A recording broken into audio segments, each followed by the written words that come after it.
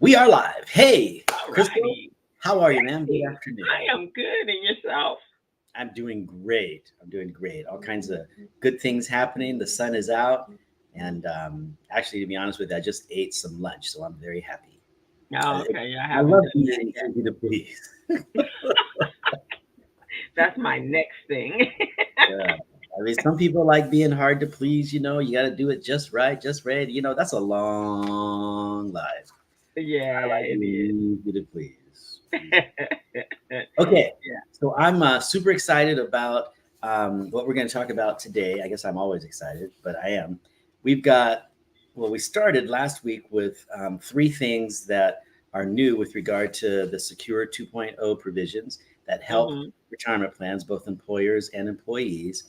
There was a total of seven in the article that I was reading. And so today we're going to go over the last four. And some of them, I think they'll sound kind of familiar to you. You know how I am about emergency plans, but they're a Mm. little complicated. So I'm going to have to read a little bit into it. Okay. So how about this? Let me do your bio, and Sounds then good.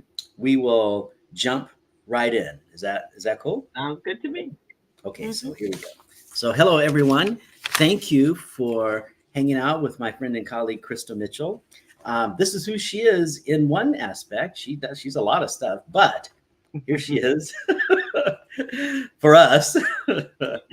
Crystal is a business coach and consultant. She's the CEO of Mitchell Business Solutions, co-director of Recycling Black Dollar. She's also the co-host of The Business Zone with Crystal and Gilbert. It's a weekly online radio show.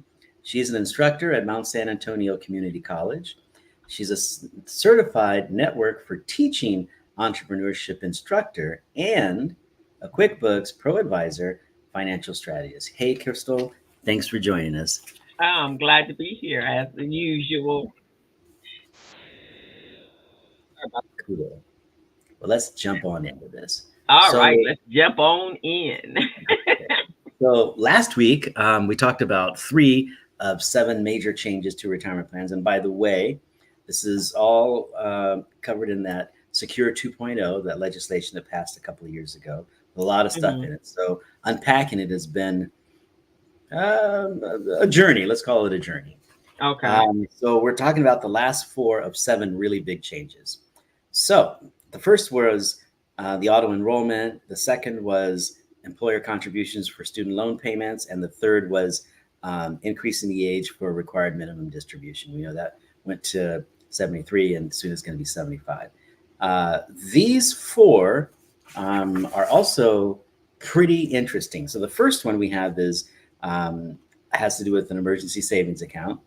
The Mhm. second one, number six, is the has to do with the employer savers credit, and Mhm. number seven is bringing part-time workers in. So, and I forgot number five is the change to the catch-up contribution. The first thing I want to say, and I'll probably say it throughout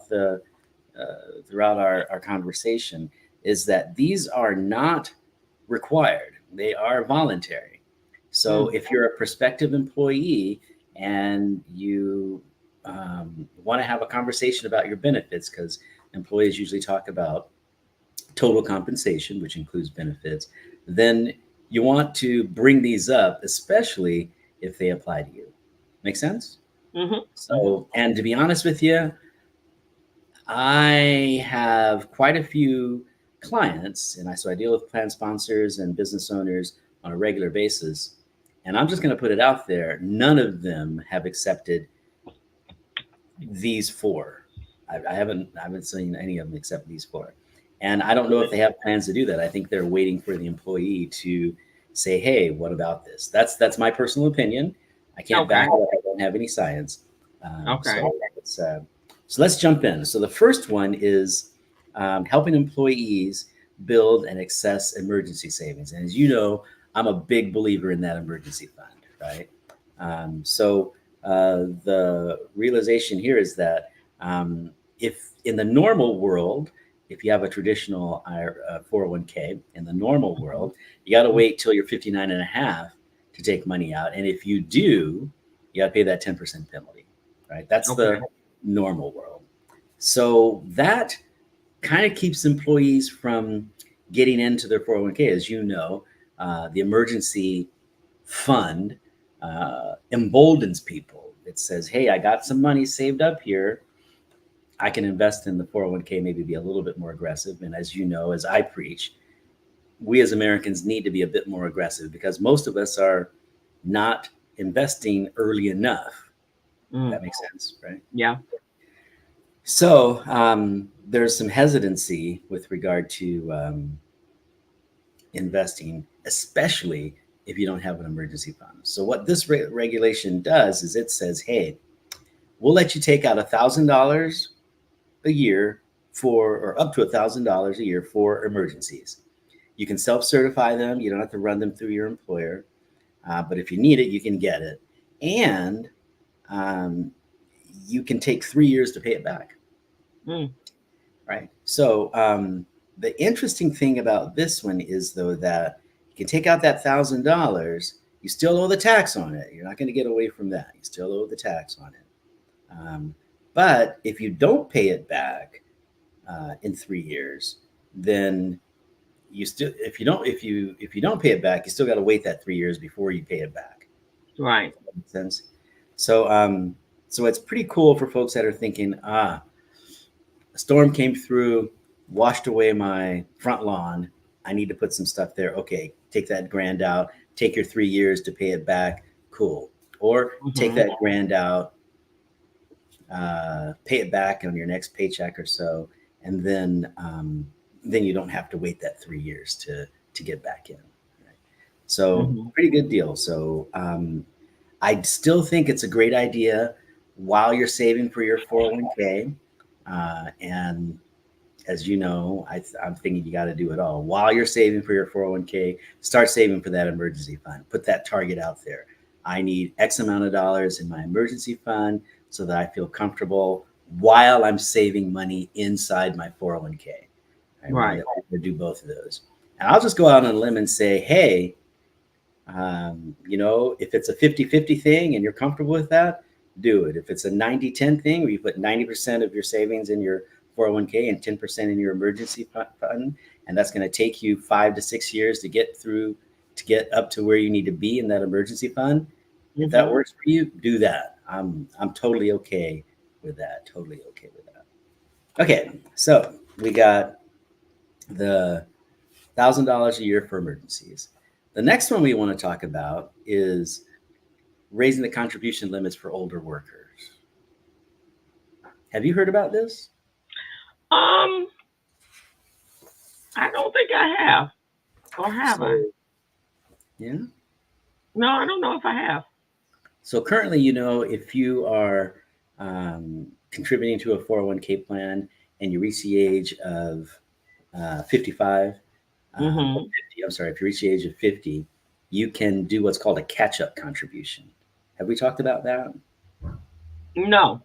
So in a 401k plan, when you reach the age of 55, you can do a catch-up contribution. That is additional monies on top of the $20,500 that you can put in this year. So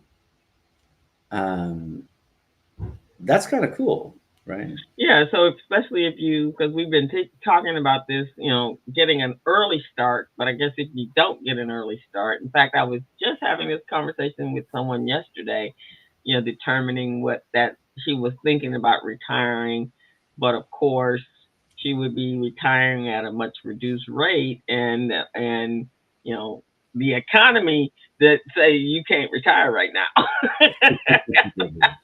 Basically, right? It's depending on where you are and how much money you make and when you actually started this whole process, you may not be able to retire right now. Yeah. And it comes in. It's never a nice thing, it's never a nice thing to know. So if you're over 50, you can put in this catch-up contribution. I think this year it's $6,500. So I think this information that I'm looking at here is a little bit old. I think this year regularly you can put in like $22,500, and then you put in the additional $6,500. So you're getting close to $30K that you can put away as an employee. Okay. The provision takes effect at the end of 2024. So that's pretty cool, right? 6,500 always got that catch up. So now it's 6,500 rather. Here's the deal. If you're 61, 60, 62, you can put in, instead of 6,500, you can contribute $10,000. Oh, okay. Yeah. So if you're doing okay and you max out your contribution and you've got a little bit more in that paycheck where you can contribute to the 401k plan, you're 60 years old, you can put in an extra you can put in $10,000 instead of $6,500. Okay. So that's just a little bit more pre-tax money you can put away. That's just all good in the neighborhood. Here's one kicker though. If you're over 140, if you make more than 145,000, then the law suggests you have to quote unquote Rothify your catch-up contributions. That is, you'd have to, if you make more than 145,000, you got to put that money in via the Roth. So it's going to be after tax. After tax. So the problem with that is when it comes to the tax situation here with regard to 401k. Now I'm going to say right here and now, 403bs have similar rules. They're not exactly the same, but they have similar rules. So if you have a 403b, you've got something similar going on. Don't get it twisted. Don't say these rules apply specifically and all across the board, right? This is strictly for 401k plans. So the 403b rules are similar. They're not they're not exactly like this. If you Rothify if you turn your contributions into the Roth section of your 401k, then you get to put in that extra money, so $10,000, and it grows tax free, just like your regular Roth account does. So it's a good deal if you're making the money. Okay. Here's the problem. The government put this out, this great rule. We all think it's awesome, to put away more money. The problem is they haven't figured out how the taxes work. They haven't figured out they haven't figured out who pays the tax, what, and on how much in that catch up. So because of that ambiguity, most employers that I know of are like, no, we're not getting into that. And most record keepers don't have a system set up so that they can actually handle that kind of money and that kind of increase. They've got to write some different software. And so there's a bunch of us that we're all waiting to see how do we do it? We know it's legal. We just don't know how to do it. So we didn't conquer that one beforehand. Exactly. That was an afterthought. Exactly. So coming soon at a theater near you. You'll be able to put $10,000 into your plan, and over 60, we'll figure out that whole Roth thing and the catch-up contributions. Okay. So moving right along, this is one of my favorites that nobody uses, and I don't know why, but I guess because you don't have the money. So this is the employee's tax savers credit. Did you know about this? Depending on your income, you have to be pretty low income. This says if you're a joint couple or a joint couple, if you're a couple and you make less than 71K and you contribute money to your 401k or your 403b, you can get a tax credit for up to $1,000. So let's say you put in $3,000 into your 401k and you and your spouse make less than $71,000. You can get a credit, not a deduction, but a credit. That's like $1,000 off your taxes, right? That's real money. You can get a credit for up to $1,000. No, I did not know that, and especially since I have clients that have both their entrepreneurial thing, but they also have their job thing. Yep. And I have clients that obviously are making less than that amount as a couple. No. Yeah. Okay. Or they may know somebody, Yeah. So, I got a couple of people who have not filed taxes that might fit. Now, it says the provision goes into effect after the 26th of December 31st, 2026. Is it not in force right now? No, the Savers tax credit is in force now. So it's worth them taking a look at it. They just Okay. raised the amount to $1,000. Um, so this says for lower income retirement contributions of up to 2,000. So if Oh, you up to put in 2,000. So the 2,000, additional. yeah, Okay. you get All right. 1,000 credit. All right. That's good to know. I will.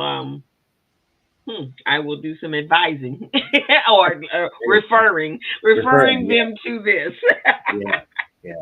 So it's just, if you're not making a lot of cash, you can put a little bit of money away. The government wants to help you out. So Okay. that's pretty cool. And then the last one that I want to talk about is part-time workers. The part-time workers have always had a funky thing because in most of the plans I write, they don't even allow part-time workers in the plan. They just don't. Mm. But this is saying that if they have 3 years of service and work at least 500 hours a year, they can actually get in the plan at 2 years of service instead of waiting for 3 years. So they only need 2 years of service, working at least 500 hours a year, be part-time, and they can participate in the plan. That's So that's that new because go ahead. that could be beneficial because a lot of people work have no choice, a part-time job and a Yes. full-time job nowadays Yes. just to make ends meet. So Yes. let's say, let me see, 500 hours divided by, so that's like 25 weeks. 500 hours is about 25 weeks, I guess, if they were doing about 20 hours, which Yeah. would be a part-time, the Uh-huh. minimum of a part-time gig, right? Sure. So Yep. 25 weeks, okay, that's like a half a year. Half a year. So maybe they're working part-time. Part-time. So that could be very beneficial Mhm. for an individual that are working. Some people are working 2 and 3 part-time jobs just to. That's true because they've got that schedule where they need that flexibility. So, Hmm. yeah. So then they could, again, these are all voluntary. It's not going to cost the employer. Well, it's going to cost them if they get match and all that kind of stuff. But they Hmm. can go to that employer and say, hey, um, I'm a part-time person. This provision takes effect after the end of this year. So next year, you could go to the employer and say, "Hey, I'm a part-time person. I still want to contribute to the plan. You can amend your document to allow me to do that." So that's what most of this takes. The employee can amend the document. They can tell their employer that the employer has the opportunity to amend the document. And so then the employer would come to me and I would say, hey, let's talk to your third party administrator. Let's see if this is actually going to be something that you want to do. And if you do, they pay for the amendment. They they make that part of the document, and away we Hmm. go. And in this situation, for 2 year part-time people, employees, uh, they can get in the document. It is interesting because back in the day, as you know, we didn't even allow part-time people in the plan. Right, exactly. But we're in the age and that we're in today, as far as how the cost of living is a whole different ball game than back in the day. But here's the thing that I think is kind of interesting. This also would work if you started late again. Hmm. You're in your 50s and you're really just starting to focus on what retirement looks like by the time you're 67, 70 years old, right? Hmm. Um, this is a way for you to increase that if you don't have that $10,000 to add, an additional, Hmm. but this is the way you could do that, right? Because you could get your part-time gig, maybe being a greeter at Walmart where you don't have to do a whole lot of work. Or as a friend of mine once said, I just want that part-time gig where I just answer the phone. So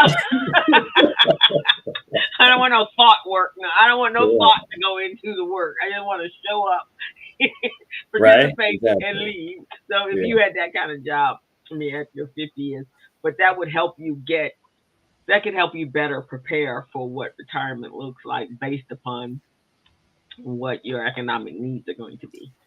Yeah. Just want to. You're right. You're spot on. We want to remember though that there is a limit to the amount that you can contribute. So, Okay. and that limit is what 22.5 this year, I think. Hmm. So you can't go over that limit, right? It Right. doesn't matter how many jobs you have, that has to be the total you can put in Okay. to all of your plans. But as you were saying, let's say you're putting in from job A, you're putting in your $10,000 or $15,000, and Mhm. that's all you can do from job A, and you got Mhm. bills. The reason you're not putting in more money is because you don't have the money to put in there. So Right. you get yourself a part-time job, and then you're saying, well, I'm making a little bit more money on my part-time job. It'd be nice if I could contribute from my part-time job as well. Does Mhm. that make sense? Okay, now you can, with just 2 years being on the job, you can contribute from your part-time job and your full-time job as long as you don't go over that 22.5. Okay. Go over that. But like you were just pointing out, you work in that catch-up contribution. Now we got a little bit more money we can play with, right? Because the 22.5 and the catch-up contribution, that 6,500, that is your total amount that you can put in, no matter how many jobs you have. And then, like you were saying, with if somebody's over the age of 60, they can put in up to $10,000. So now you've got the 22.5 plus $10,000. That's your total you can put in from however Mhm. many jobs you need to work that. So you'd want to Mhm. sit down with your HR people at both of those institutions and say, look, I'm putting in this much and I'm putting in this much. Get your CPA person in there to say, all right, what do we got going here? Okay, now we're ready to move forward. We're going to put in 15,000 from this job, and we're going to do the catch up here with the extra 12,000 plus the catch up, or however that works, right? So Okay. it's a good thing. You're bringing up an excellent point. Most people get part time jobs because they need an extra cash flow, and sometimes those part time jobs allow them to put in to garner rather much more money than they need. Of course, I've never seen anybody add too much money, but maybe it was a hard situation where you just needed a little bit. Right. Exactly. But that also says that I could I could, that could be part of the plan, right? We're always talking about a plan, right? Okay, so if I were to get a part time job, where would it really benefit me, right? So that it would be actually a plan, not just, I mean, yeah, I'm gonna Right. get a part time job, but let me have a plan as to why I'm having this part time job and how it could help me 5 years, 10 years, especially if you're 10 years out from Yeah. retirement, which is Yeah. right, Yeah. right. Yeah. So you can look at it differently. You could Mhm. still work your regular job, but okay, now I need. When you say, well, we talk about you really should start thinking about retirement early on, like when you first start working. Well, most people don't do that, right? They're not doing that until they get to more in their 50s. But Right. this could be okay. Maybe during my 30s and 40s and 50s, when I got more energy, I could do that part-time job, not because I necessarily needed to take care of my to meet my current expenses, but now I'm looking at possibly future. Hmm. And I like the point that you made before that, some people need the flexibility of part-time jobs. Maybe Yes. you're a creative person, or maybe you have children, or whatever your situation is, but you need the flexibility of having part-time jobs, because full-time jobs going from 8 to 5, that's just not going to cut it, right? So you need some Mhm. flexibility. And Mhm. heretofore, most folks weren't able to contribute because they were working part time. So if you do need flexibility, and you do have one or two or three part time jobs that you work on a Mhm. regular basis because that works for your life, Mhm. then this is a way for you to get in the plan, which we never really thought about, to doing. So it's a good way for you not only for you to work, but also to start saving for retirement when you first start your job. Because for some folks, they could work the next 20 years doing part-time jobs. I mean, Mhm. they're making the money. Maybe they Mhm. have a spouse that's doing something that requires that, or maybe they have an old person they're taking care of, or there's any number of situations where a person would need 1 to 2 part-time jobs instead of 1 full-time job. Right, exactly. And so now the federal government is saying, okay, in this part-time thing, let's get you saving for retirement. I'm thinking the popularity of the gig workforce now, where we're doing a little this and we're doing a little that and we're doing a little the other. All right, let's start saving for retirement, even though you're working in the gig economy. Right, exactly. That's what I'm saying. It's just having a plan, right? Yes. If you're gonna work part-time, I get it. I mean, we need extra money, but sometimes why are we doing that? Yeah, it helps us make up the difference between rent and so forth, but can it have a bigger impact down the line? Yeah. When you're young, whenever that is, if you can do that, especially if it's not something all consuming like your current job. Because some people, if they're single, no family, and live a pretty modest lifestyle, that could be something. Heck, they could be moved in with their parents and not paying rent, or go into, hey, mom and dad, look, this is what I need to do, Right. or whatever.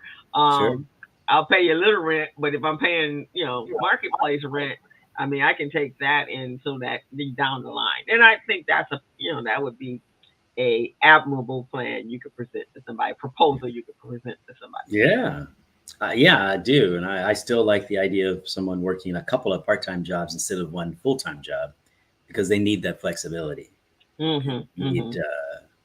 They have some situation at home which suggests that working 9 straight hours is not going to cut it. They need to break it up in whatever fashion that is. And so now they get to participate in a plan, even though they're working part-time at one company and part-time at another company, to get full-time wages. Okay. Yeah, I like that. Okay. So those are good ones. Yeah. So that's the show for today. Do you want me to read your bio now, and then you can get the last word? Or sure. What do you want to do that? Okay, I'll do that. So, because everybody knows who I am, Jevon Thomas, retirement plan advisor. Like that's nothing. Yeah. You're something, a lot of something. Thank you. You're very kind. But Crystal, on the other hand, is a business coach and consultant. She's the CEO of Mitchell Business Solutions, co-director of Recycling Black Dollar. She's also the co-host of The Business Zone with Crystal and Gilbert, a weekly online radio show. She's an instructor at Mount San Antonio Community College, a certified network for teaching entrepreneurship instructor, and my favorites, because I just learned how to say this without tripping over it, a QuickBooks Pro Advisor financial strategist. Hey, Crystal, give us the last word. So finally, guys, when we talk about planning, we had a good plan for today. We just didn't leave it up to you. There are actually provisions that can make that happen. So inquire with your employer, and also inquire with your retirement plan advisor, Mr. Jevon, if he's not somebody like him. And make sure that you understand all the benefits that are there for you, right? Because planning really helps us make better decisions for the future of our lives. Cool. Well, with that, we will close the show. Thank you, Crystal, for joining me. Thank you all for joining us, and we'll see you next week on Conversations on the Patio with Crystal and Jevon. Bye-bye now. Awesome. Bye-bye, everyone.